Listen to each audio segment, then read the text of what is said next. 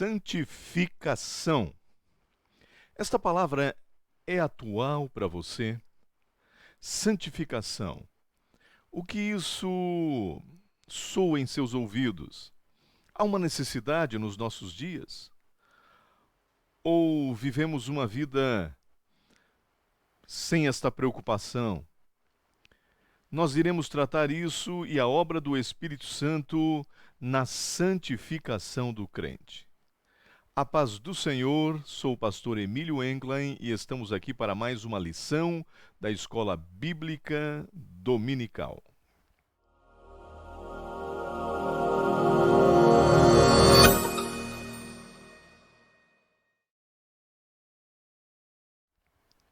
Nós vamos então para a nossa lição e o título de nossa lição deste domingo 7 de fevereiro.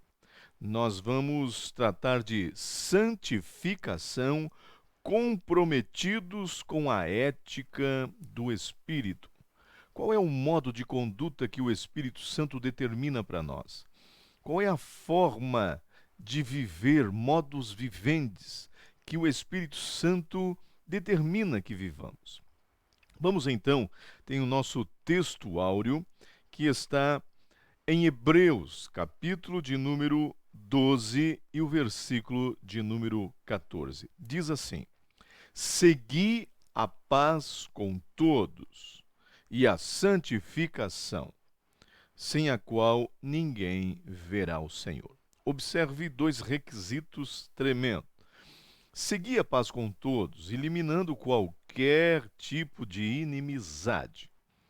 E a santificação, um relacionamento chegado, puro e limpo com Deus, sem a qual ninguém verá o Senhor. Isso é maravilhoso. A verdade prática inserida em nossa lição diz o seguinte: santificação é especialidade do Espírito Santo. Olha só, é Espírito Santo, não é outra coisa. Ela é instantânea e, ao mesmo tempo, progressiva, pois acompanha o crescimento espiritual do crente. Importante analisar isso, tá certo? Vamos para a nossa introdução, mas antes, lembrando que a nossa leitura bíblica em classe, ela encontra-se na primeira carta de Pedro, capítulo 1, do 13 ao 23. Importante ler, dar oportunidade aos alunos para que participem. O objetivo geral de nossa lição é mostrar o quanto devemos estar comprometidos com a ética do Espírito. Introduzindo a nossa lição, nós encontramos já o que está escrito na lição. É importante que você leia esse comentário, você professor que está se preparando, né? Ele começa dizendo, a primeira frase da nossa introdução diz assim, ó: Deus é absolutamente santo. Não é parcialmente, é absolutamente santo. E santificação é uma doutrina importantíssima para a igreja. É um atributo comunicável de Deus. Isto é algo que ele transmite e que nós podemos ser também. Existem atributos incomunicáveis de Deus, que é onipresença, onipotência, onisciência, imutabilidade e outras coisas, mas neste caso, o atributo santo é um atributo comunicável. E a partir do momento que conhecemos Deus, a partir do momento que Deus se revela a nós, comunicando assim sua essência e seu caráter, ele espera de nós que venhamos a imitá-los como filho amado. Por isso que Paulo diz, devemos imitar ao Pai como filhos amados. E aí o Espírito Santo é aquele que nos auxilia neste processo, desenvolvendo em nós a santidade de Deus, que é santo. Deus, sendo santo, exige santidade de nós. É dever nosso procurar andar de acordo com o nosso Pai celestial. É importante e é preciso enfatizar que a vida de santidade está amparada na glória de Deus. O Deus Santo, o Deus poderoso, o Deus que nos separou, nos tomou para Ele. Não há outra opção. Não podemos dividir a glória de Deus. Não, nossa lição aqui é clara, pois Ele não dá a sua glória a outro. Ele não dá. Viver em santidade é a capacidade de viver de uma forma que glorifique o nome do Senhor. Vamos lá então para o nosso primeiro tópico. Olha só, a santificação no Antigo Testamento. Esta lição vai tratar assim: santificação no Antigo Testamento, santificação no Novo Testamento e depois vai falar da santificação aplicada na vida do crente. Vamos então analisar a respeito da santificação no Antigo Testamento. Qual é a origem da santidade? Qual é a origem da palavra ou deste viver em santidade? Aonde se originou? Quais palavras estão ligadas à santidade? Veremos isso neste tópico. O primeiro subtópico traz como a palavra a santificação. Pelo menos 6 palavras estão ligadas ao que deriva da palavra hebraica kadosh, santo, isto é, ser santo, se santificar, ser santificado, ser consagrado, consagrar, dedicar, são palavras que derivam deste termo, desta palavra hebraica, kadosh. E aqui nós encontramos um leque, uma gama de referências muito grande. A ideia central desta palavra é separar do uso comum, daquilo que talvez até é banal, mas tornar específico para um determinado uso, e neste caso, para Deus. A santificação é um ato, é o processo e é o estado de tornar santo para realizar uma obra específica. E isso é aplicado na vida do salvo. No Antigo Testamento, isso era muito frequente. Por isso que aproximadamente 830 vezes há uma pronúncia desses derivados de santidade, santificação, consagração, enfim. O segundo tópico fala de consagração. Observe bem, o primeiro, a santificação. O segundo subtópico, a consagração. Não é a mesma coisa, pastor? Bem, observe bem, alguém pode até dizer que consagração e santificação são sinônimos, mas na verdade são termos distintos. O que os torna parecido, na verdade, é que dependendo do contexto que ela está incluída, colocada, pode até significar a mesma coisa. Ok? Termo consagrar significa investir em funções sagradas. No Antigo Testamento, era aplicado para levitas, sacerdotes, dedicação ao serviço do Senhor, quer pessoas, quer lugares e quer objetos. Eram colocadas ali. Era uma exigência aos que trabalhavam no templo, era uma exigência aos que trabalhavam no tabernáculo e no serviço do Senhor. Os sacerdotes, Deus exigia isso, todos os que serviam no tabernáculo, as peças, os utensílios eram consagrados ao Senhor.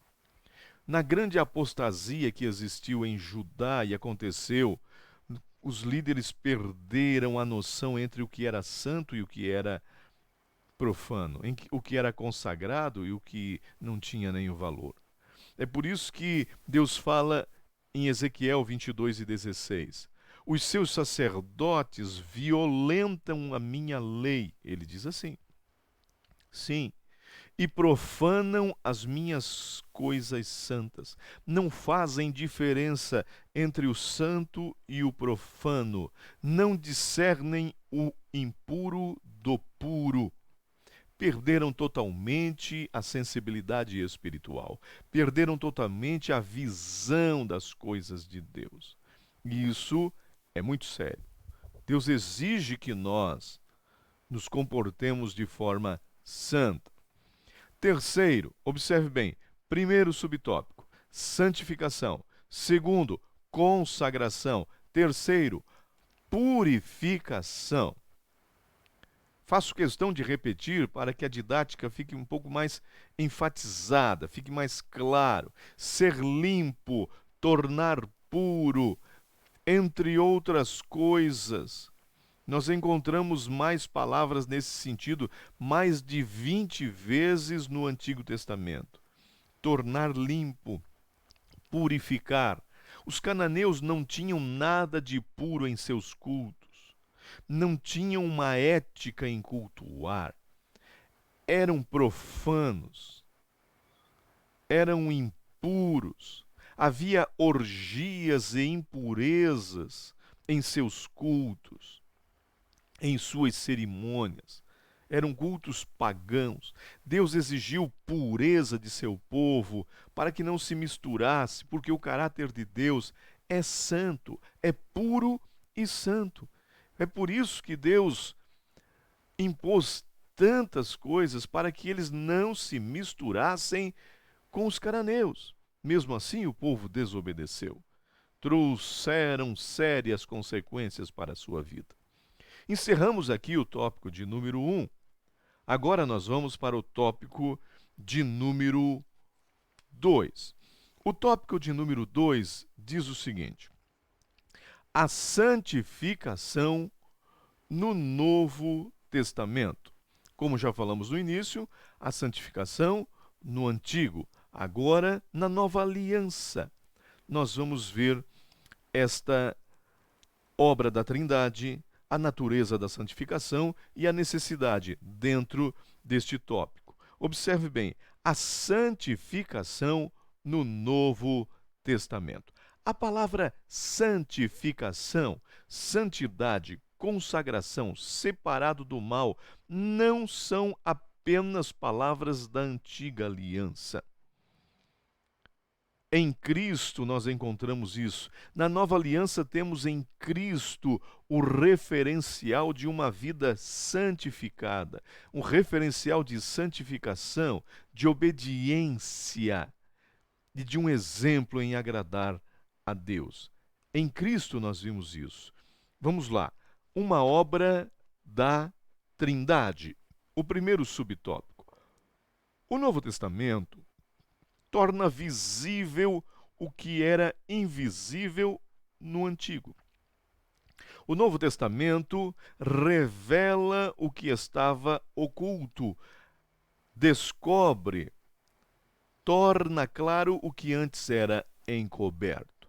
A obra da salvação que Deus havia proposto antes da fundação do mundo, agora é revelada em Cristo. E a santificação, neste processo, é operado pela Trindade, sim.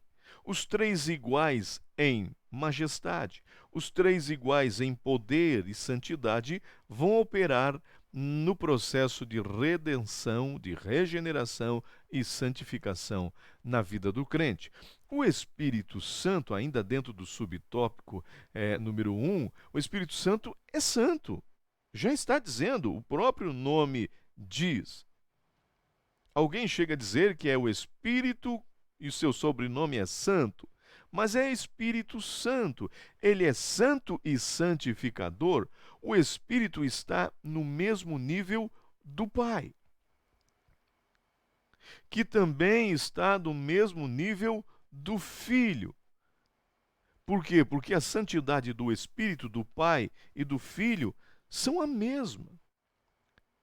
E nós já aprendemos isso. Não é uma santidade cerimonial, que eu me visto para parecer santo porque vou a uma cerimônia santa, mas fora dali não vivo uma vida de santidade. Não. Não é uma santidade cerimonial, é única e real, inerente da sua natureza. O segundo subtópico, a natureza da santificação. É muito bom comentar este assunto. Podemos chamar de santificação posicional. Ou seja, assim que o indivíduo, que o ser humano conhece a Cristo, aceita-o como Salvador, ele passa o processo de conversão. Estava indo para lá, viu que estava indo para o inferno, estava errando, estava perecendo, estava indo de encontro à morte eterna. Ele ouve a notícia de que Jesus pode mudar a sua vida, ele dá meia volta e muda a uma conversão. E vem de volta para encontrar com Deus. Estava se afastando de Deus, agora está se aproximando de Deus. A partir deste momento, ele muda sua posição. É uma santificação posicional, deixando a vida pecaminosa e voltando para um processo de santificação que começa a desenvolver em sua vida. A esfera da santificação é profética e não cultural. Já demos uma pincelada um pouco antes, não tem vínculos com coisas, com locais, com ritos. Portanto, a natureza da santificação, que é o subtópico aqui, a natureza da santificação, passa a ser algo produzido pelo Espírito Santo. O terceiro subtópico diz o seguinte: uma necessidade. Revendo aqui, uma obra da Trindade, natureza da santificação que verte do próprio Espírito Santo e a necessidade desta santificação. Aos olhos e nos conceitos de muitos, a santidade degenerou-se. Infelizmente. Infelizmente. Este é um conceito exclusivamente negativo, quem pensa que a santidade não é mais uma necessidade na vida do crente. Não podemos ter na cabeça essa doutrina hedonista, que uma vez salvo, salvo para sempre, independente do que vou fazer depois, vou pecar, vou viver uma vida de orgia, de que quer que seja, mas eu já fui salvo. Não. Não dá para ligar prazeres mundanos com uma vida com Deus. E nós precisamos analisar bem isso. Coloque isso em sua mente. Não dá. Este é um conceito que quem pensa assim, pensa errado. Ah, Deus nos libertou, vamos viver. Não, Ele nos libertou do poder do pecado, nos libertou de uma vida promíscua.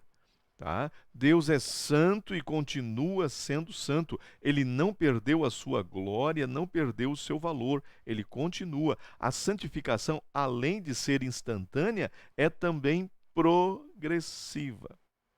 É progressiva. Então, ela vai dia a dia desenvolvendo. Isso deixa claro que todo aquele que aceita Jesus vai começar uma nova vida e uma vida de santificação. A salvação sendo acompanhada da santificação vai levar o recém-convertido, vamos chamar de um bebê recém-nascido, a ter um crescimento físico, espiritual, emocional saudável. Porque é gerado de novo. A santificação não é uma opção para o homem, para o crente. Quem quiser ser santo, pode ser. Quem não quiser, fica tranquilo. Não. Não é uma opção. É uma exigência. Santificação é um requisito indispensável. Por quê? Porque o nosso textuário diz claramente: sem a qual ninguém verá o Senhor. Não temos como ser salvos se não tivermos uma vida de santificação. Encerrando o nosso tópico 2, nós iremos agora para o tópico de número 3. Vamos lá. O tópico de número 3 diz o seguinte: a santificação aplicada ao crente. Veremos isso na prática agora. Veremos mais uns detalhes a respeito desta vida diária de santificação. Observe bem, o primeiro subtópico diz o seguinte: a santificação, ou melhor, a comunidade de Jesus. Tá certo? A comunidade de Jesus. O que eu era antes? Qual era a minha vida antes? Uma vida pregressa? O que eu fazia? Agora eu pertenço à comunidade de Cristo. É interessante, por onde o apóstolo Paulo passava, em suas viagens missionárias, ele deixava uma comunidade cristã lá. Sempre, por onde ele passou, ele deixou discípulos de Jesus. Depois que ele saía de lá, ele se preocupava em escrever epístolas para fortalecer, a fim de fortalecer e orientar os cristãos a viver uma vida de santidade. Ele não deixava assim, ele sempre orientava. E a preocupação não era em vão. As pessoas que haviam aceitado a Jesus nessas regiões, a maioria delas haviam vindo de paganismo, de uma vida de idolatria. E ele estava preocupado, sim. Logo, as orientações paulinas eram necessárias para aqueles que estavam começando uma nova vida. Eles precisavam abandonar as práticas pagãs. Segundo subtópico, uma vida santificada. O apóstolo Pedro deixa bem claro como é santo aquele que vos chamou. Olha só, aquele que nos chamou é santo. Sede também vós, santo em toda a vossa maneira de viver. Que clareza isso! Não foram poucas as vezes que os apóstolos exortaram à santidade.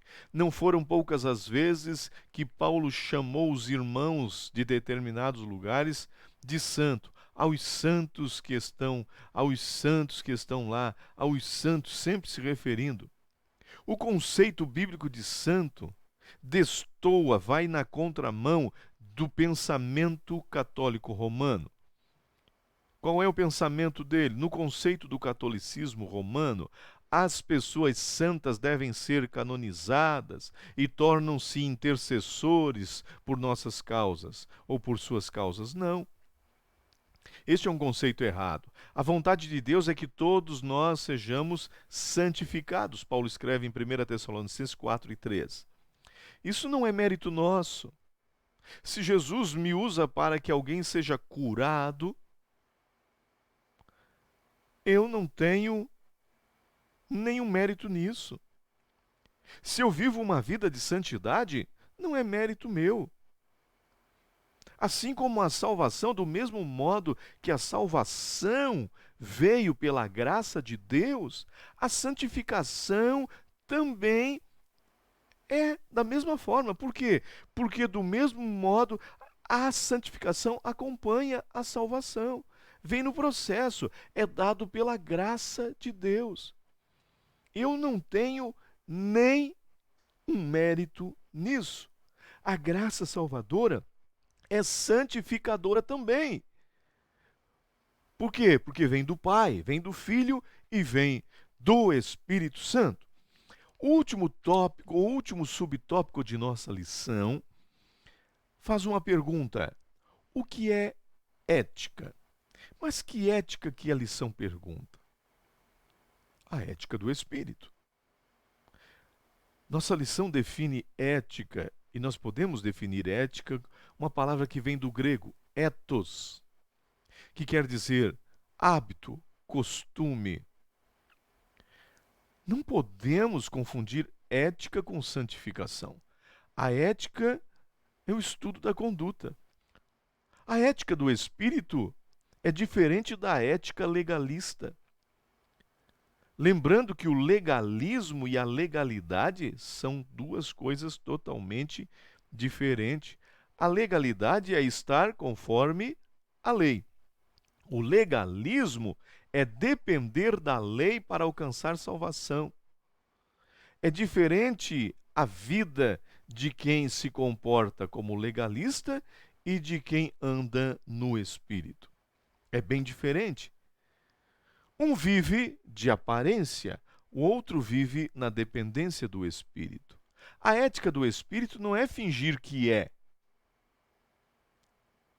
A ética do espírito é viver uma nova vida e autêntica, sem faz de conta. Pense nisso.